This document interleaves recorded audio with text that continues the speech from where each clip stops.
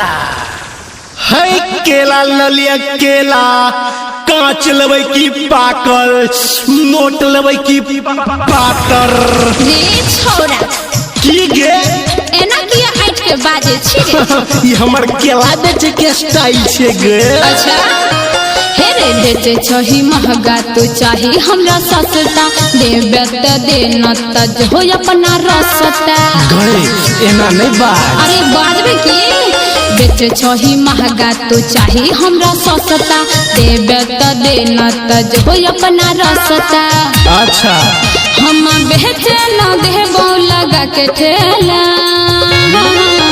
हाय आबै गे छौरी हमर लले केला अच्छा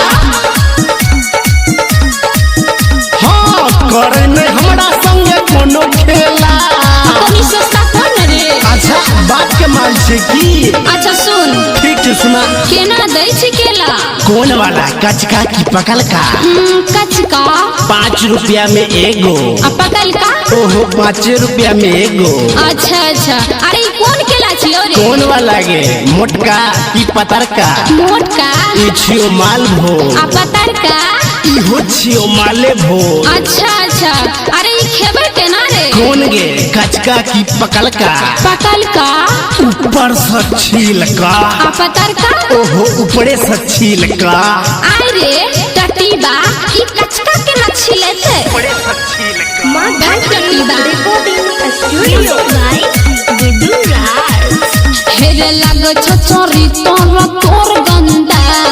एना चपर बेत जे तो धन धा ए छोरा सुने छी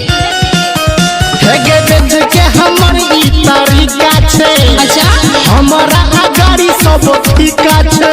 तोरा बात पलग जतय तमेला हाय आबै के छौरी हमर लले केला हां करे ने हमरा संगे कोनो खेला किया रो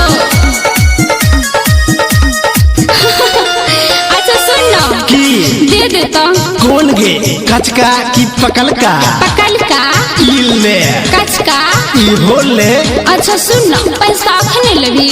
के कर कचका के की पकल का के पकल का के हां गे कचका के हां गे दूर जो हमरा नहीं चाहिए हम केला हाय रुक रुक अच्छा अभी आप सुन रहे हैं बाय गुड्डू राज हे रे ले बोन तोरा हम ठेला सकेला बाद में तू छोरा रे परबे झमेला ए छोरा किया गे अइना हे गे केला हमर बरनामी छे जो पैसा है कौड़ी में दामी छे जे सुननी को निढला छी तू बकलो होला हाय आबै गे छौरी हमर लले केला